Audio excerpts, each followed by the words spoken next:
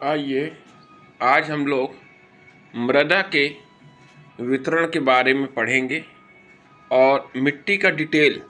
तो भारत में कितने प्रकार की सॉइल्स पाई जाती हैं इनके बारे में आज हम लोग देखते हैं। और यहाँ पे जो हमारी सॉइल है और कहाँ की, इंडिया की।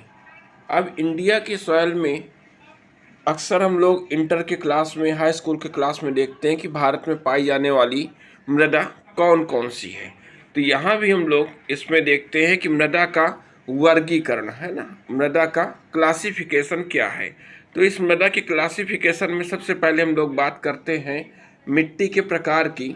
और जो ये हमारा मिट्टी के प्रकार है, अब कौन कौन से प्रकार की मिट्टी है तो उसमें अलग अलग नाम है। नंबर एक पहला क्या है, जलोढ़ मिट्टी। ठीक है। अब ये जो जलोढ़ मिट्टी है हमारी, वो सीधे कहाँ मिलती है, नदियों के किनारे। जो भी नदियों का बाढ़ का क्षेत्र है, उस बाढ़ के क्षेत्र में नदियों के द्वारा जमाया गया जो अवसाद है वही जलोढ़ मिट्टी है। और उसमें ह्यूमस जैसे काफ़ी जैविक अंश होते हैं, उत्पादक क्षमता होती है उसमें, और बहुत सारे तत्व भी मिलते हैं। और सभी चीज़ें, मैक्सिमम जो अनाज का उत्पादन होता है वो इसी मिट्टी में होता है। अब ये मिट्टी कहाँ कहाँ पाई जाती है इसके बारे में देखते हैं, जिसमें आपका आता है कि गंगा नदी का जो क्षेत्र है, ब्रह्मपुत्र नदी का क्षेत्र है, सिंधु नदी है, इनके आसपास जो क्षेत्र है। अभी हम इसमें मानचित्र में बात करेंगे आपसे, और मानचित्र में शो करेंगे कि किस क्षेत्र में कौन सी मिट्टी हमको मिलती है। अभी हमको ये ध्यान देना है कि जलोढ़ मिट्टी नदियों के किनारे मिलेगी, खास करके उत्तर भारत में जो भी हमारी नदियाँ होंगी। और इसके अलावा अब जलोढ़ मिट्टी की खास बात क्या है, ये मिट्टी पूरी तरह से विकसित नहीं हो पाती हैं और दोमट मिट्टी से थोड़ी सी चेंज होती हैं। क्या खास बात है इस मिट्टी में, इस मिट्टी में नाइट्रोजन की मात्रा कम होती है। अच्छा, अब नाइट्रोजन की मात्रा कम होती है तो फिर इससे फ़ायदा क्या होगा, इससे क्या होगा कि इसमें और भी चीज़ें हैं, जैसे पोटास है ना, पोटास है, फास्फोरिक एसिड है, क्षार हैं, ये सब चीज़ें इसमें मिल जाती है। और इसके साथ साथ नदियों में के साथ बाढ़ में बहने वाला जो भी वनस्पति का अवशेष है वो भी इसी में मिक्स हो जाता है। ये मिट्टी जो इंडिया में पाई जाएगी वो कहाँ कहाँ पाई जाएगी, किस क्षेत्र में पाई जाएगी, उसके लिए भी हम लोग चर्चा करते हैं। जिसमें ये भारत का जो ब्रह्मपुत्र का मैदान है, इस ब्रह्मपुत्र के मैदान में साथ में गुजरात का कुछ ऐसा हिस्सा जो नदी के किनारे है, नदी घाटी के किनारे है। कौन कौन सी नदी, नर्मदा नदी और ताप्ती नदी के किनारे। और क्या हो सकता है, गंगा नदी का क्षेत्र जो कि अभी हम लोग ने देखा है, यमुना नदी का क्षेत्र, इन सभी क्षेत्रों में जलोढ़ मिट्टी पाई जाती है। अब कौन कौन सी फसल इसमें मिलती हैं, तो इन फसलों में एक तो हम ये देखते हैं कि सभी तरह की फसल इसमें हो सकती है।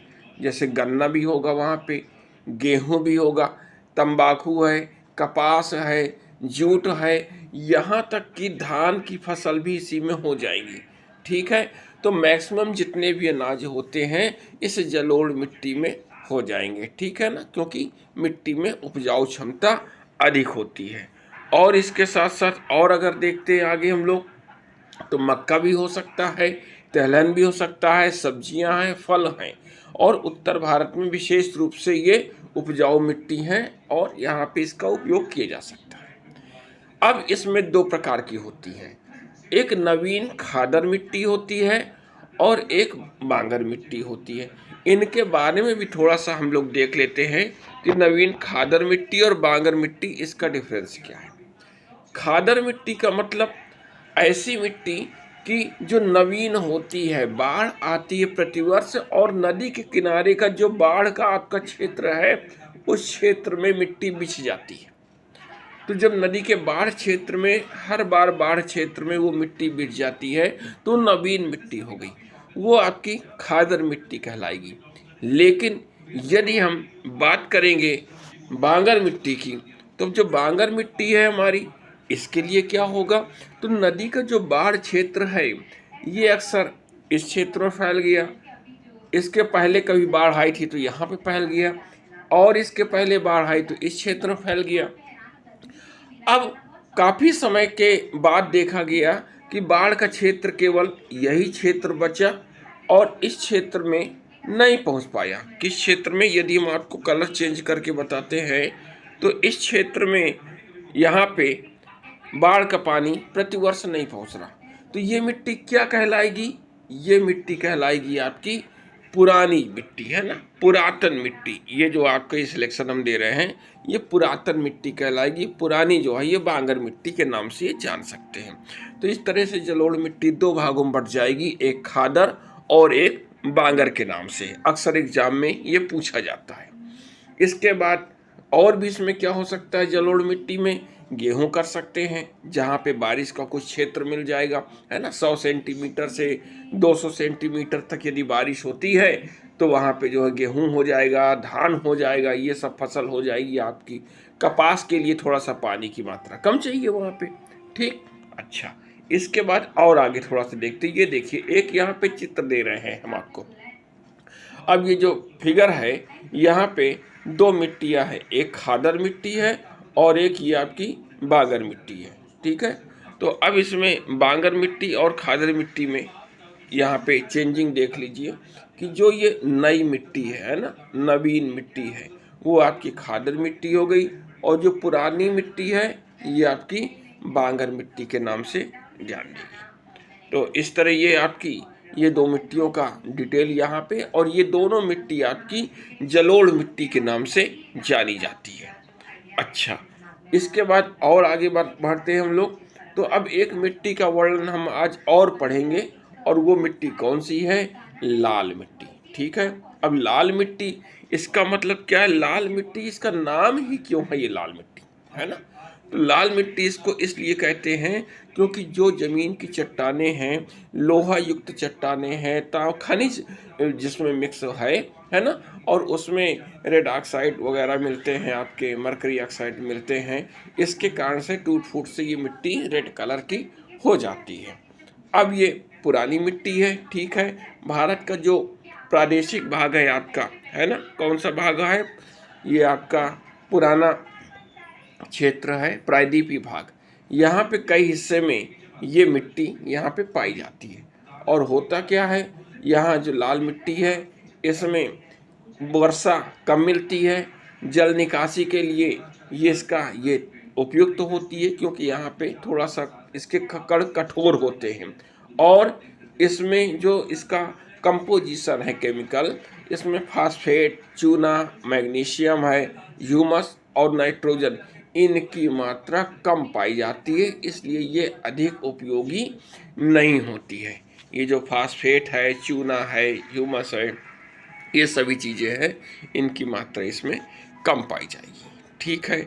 इसके बाद और आगे हम लोग देखते हैं थोड़ा सा।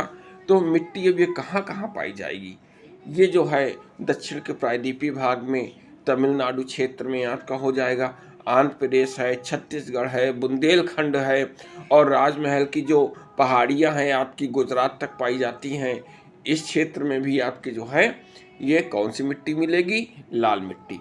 अब लाल मिट्टी में फसलें कौन कौन सी होती हैं, जिसमें चावल भी पैदा होगा। कैसे होगा, इसमें सिंचाई की जाएगी, जहाँ अधिक मात्रा में पानी बरसेगा या सिंचाई के साधन है वहाँ चावल की खेती होगी। गन्ना है, कपास है, बाजरा है, दाल है, इनके लिए ये अनुकूल होती है, ठीक। इसके अलावा और क्या है, जो बहुत सारी ऐसी दक्षिण भारत की नदियाँ मिल रही हैं, कावेरी है, कावेरी नदी है, बैगई नदी है, वहाँ पे जलोढ़ मिट्टी भी मिलती है, और जलोढ़ मिट्टी रेड मिक्स है ना, लाल जलोढ़ मिलती है, जो धान के लिए वहाँ पे क्या होती है, उपयुक्त होती है। अच्छा, इसके बाद आती है काली मिट्टी और रेगुर मिट्टी। इस काली मिट्टी और रेगुर मिट्टी के बारे में हम लोग नेक्स्ट टॉपिक में जानेंगे, है ना। आज हम लोगों ने दो मिट्टियों के बारे में जाना। कौन कौन सी मिट्टी, एक मिट्टी आपकी जलोढ़ मिट्टी है और दूसरी मिट्टी आपकी लाल मिट्टी है। इन 2 मिट्टियों के बारे में आज जाना और नेक्स्ट टर्न में हम लोग अन्य मिट्टियों के बारे में पढ़ेंगे।